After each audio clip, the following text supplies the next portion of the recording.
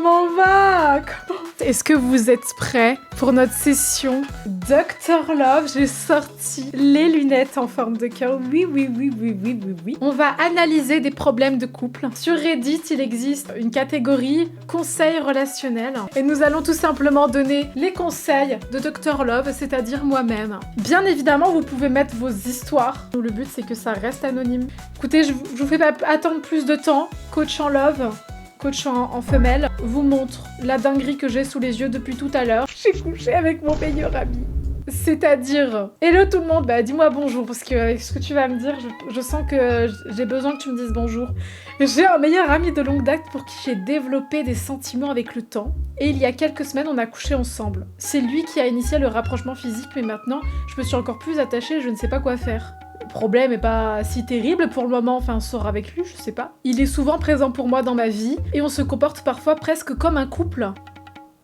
Bah, mettez-vous en couple, je comprends pas le problème. Mais je ne sais pas si mes sentiments sont réciproques. Ah, je n'ai jamais osé lui en parler, je ne sais pas si je devrais le faire, j'ai peur de gâcher notre amitié. J'ai peur de gâcher notre amitié, suivi de coucher ensemble dans la même phrase. Je pense qu'il faut parler là. Ma belle, parle. Qu'est-ce que t'as? Mais l'histoire est à chier. Non mais pardon, le titre est banger. Mais l'histoire est nulle, enfin sortez ensemble et me cassez pas les yeux coups. Bon, passons au suivant. Oh là, est-ce que je devrais avouer à une fille que son copain l'a trompée avec moi? Ah purée, voilà, purée de patates. Non mais je vais encore insulter quelqu'un.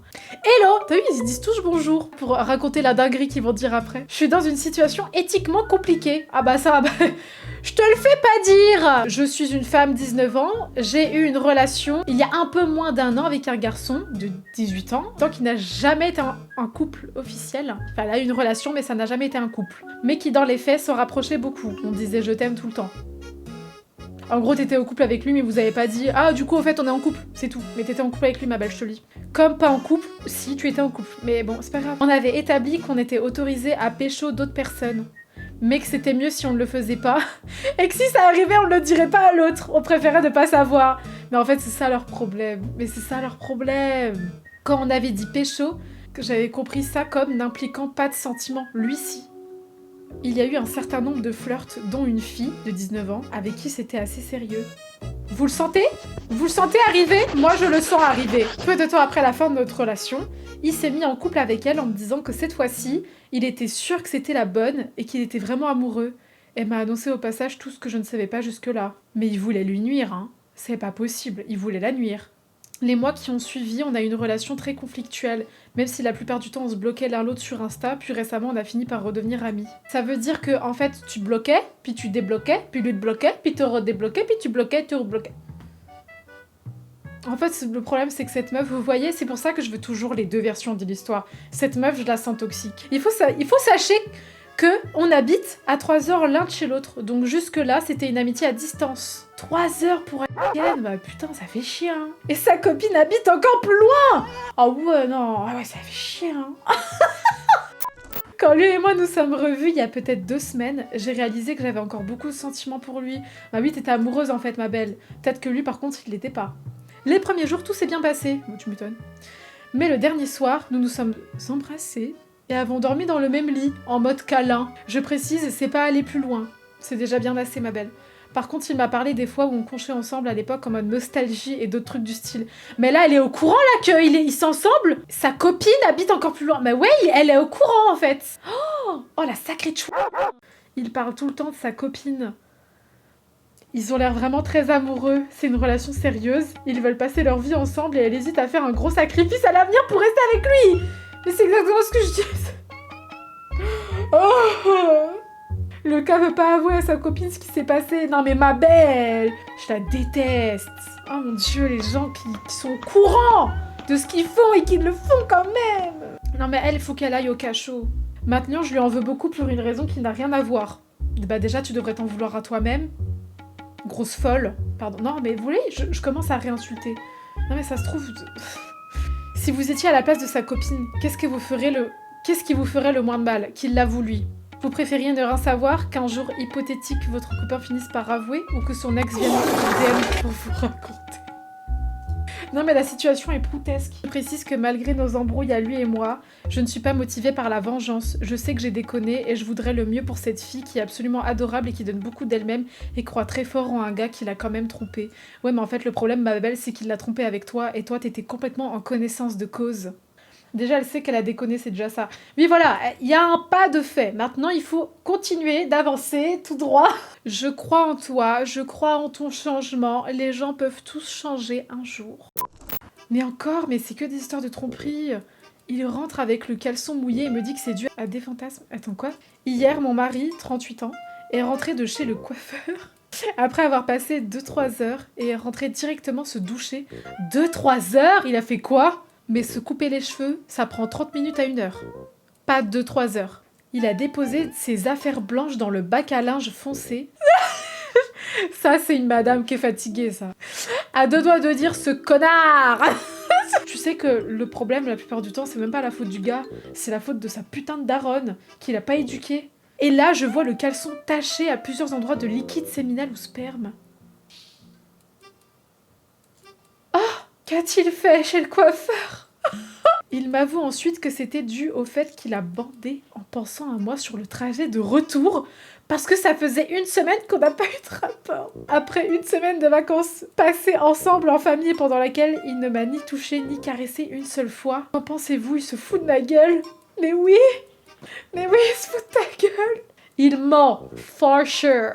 Il ment, for sure. Non mais il se fout de ta gueule, mon Dieu, ma pauvre. C'est que des titres de zinzin, mais...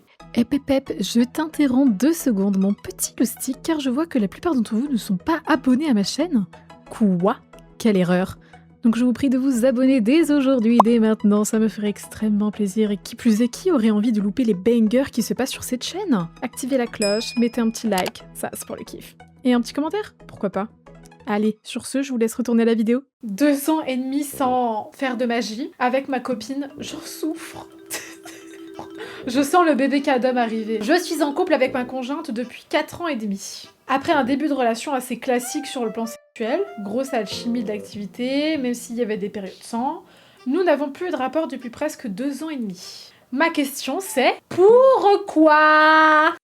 Ma copine qui a subi des VSS... Bah du coup c'est ça la raison je suppose. Donc ma copine qui a subi des VSS quelques années avant de me connaître connaît un blocage qui s'exprimait parfois au début, mais qui est devenu un gros blocage depuis 2 ans et demi. On ne se touche plus et cela peut aller au-delà. On ne douche jamais à 2, elle est gênée que je la voie nue, car elle a peur que je la sexualise. Oh, la pauvre, elle est tellement traumatisée, mais j'espère qu'elle voit un psy et tout. Elle dit ressentir honte et dégoût à l'évocation du S et m'identifie parfois à son agresseur. Alors là, mon gars, si elle t'identifie à son agresseur, c'est peut-être que tu forces un peu. Vous voyez pourquoi c'est important d'avoir les 2 versions de l'histoire? C'est que lui, il dit, ouais, bah voilà, elle a honte, elle éprouve du dégoût, ça fait un blocage, on se touche plus, moi, je la soutiens à 100% apparemment. Mais elle... Est-ce qu'on sait ce qu'elle ressent, elle? Est-ce qu'on sait vraiment ce que tu dis? Tu vois, parce que les gens, ils vont toujours faire en sorte que tu sois de leur côté. Bref, gougou gaga pour le moment, gougou gaga. Je l'aime et je sais que c'est dur, donc je ne lui mets pas la pression. Je pouvais le faire un peu involontairement au début. Bah tu vois, voilà. C'est typiquement ce qu'on dit. Oh, je lui mets pas la pression, mais il est vrai qu'au début, je le faisais, mais involontairement. Oh my gosh, non, je l'aime pas, c'est bon, je l'aime pas. C'est officiel, gougou gaga! C'est un gougou gaga! Mais c'est dur pour moi. Oh, c'est dur. Oh, ouin. Bah, ça doit être dur pour elle de vivre avec un demeuré pareil.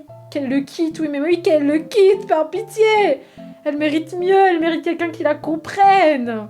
Puis même, tu vois, si c'est important pour lui d'avoir des relations, bah, juste va-t'en. Pourquoi tu restes avec quelqu'un qui ne te correspond pas ou plus? On a été voir un thérapeute, mais on n'a pas eu le feeling. Déjà, comment ça, on a été voir un thérapeute. Je ne sais pas quoi faire et j'en souffre clairement. Oh, il souffre. Oh là là, mais c'est vrai que ne pas pouvoir ken et subir des VSS, putain, mais quelle souffrance de pas pouvoir ken. C'est pas fini. Ah, mon Dieu, c'est le dernier paragraphe. Et j'ai aucune envie d'aller voir ailleurs. Je suis fou amoureux d'elle, mais parfois je me suis imaginé lui demander d'aller voir ailleurs pour purement combler ma libido. Mais je pense que ça foutrait le bordel. Mais casse-toi. Je suis énervée. La phrase d'après. Bref, je suis paumée. Moi et mon désir. 3 petits points. En fait, c'est ça son problème, c'est qu'il ne voit même pas à quel point c'est terrible de subir des VSS. Et lui il se dit « Ah mais moi je peux plus la ken du coup, ah mais je souffre !» 3 petits points. Et là, ce qui m'a motivée à écrire, c'est le fait que je trouvais injuste que ça tombe sur moi, c'est de pire en pire. Alors qu'elle a eu plein d'histoires avant et que ça ne s'est jamais passé comme ça. Mais c'est normal, elle a subi des VSS. Mais le fait qu'il pense à lui, moi je, ouin. Mais oh, elle doit se dire c'est le seul qui me soutient, c'est le seul qui va me croire. Je suis sûre qu'elle doit se dire un truc comme ça. Il faut qu'elle voie un bête de thérapeute. Un vrai thérapeute, pas un thérapeute de couple à voir à deux. C'est quoi cette singerie? Bah c'est la fin, c'était plutôt sympathique, non? Moi j'ai kiffé, je sais pas ce que vous en avez pensé. Est-ce que vous avez déjà fait des dingueries? Est-ce que vous avez déjà trompé, blessé des gens? Bien sûr, j'espère que vous en êtes pas fiers si vous avez fait des dingueries. Mais moi, je me venge plus. J'estime que, c'est pas grave, en fait. Juste, j'ai beaucoup appris à me pardonner moi-même aussi, à vivre en paix, en fait, avec soi-même et avec les gens pour qui tu as fait du mal ou qui t'ont fait du mal. Parce que bien sûr, on fait du mal à des gens et des gens nous font du mal. Ça va dans les deux sens, hein. Personne n'est parfait. Mais il faut apprendre à avancer, il faut changer, il faut se remettre en question, il faut prendre du recul, il faut se rendre compte qu'il y a des choses qu'on a faites qui n'étaient pas bonnes, il y a des choses que les gens ont faites qui n'étaient pas bonnes non plus. Il faut se rendre compte de tout ça. Et c'est là qu'on avance, et c'est là qu'on devient des better person. Bon, sur ce, je vais vous laisser là. Allez, je vous fais des poutous d'attente. Des poutous.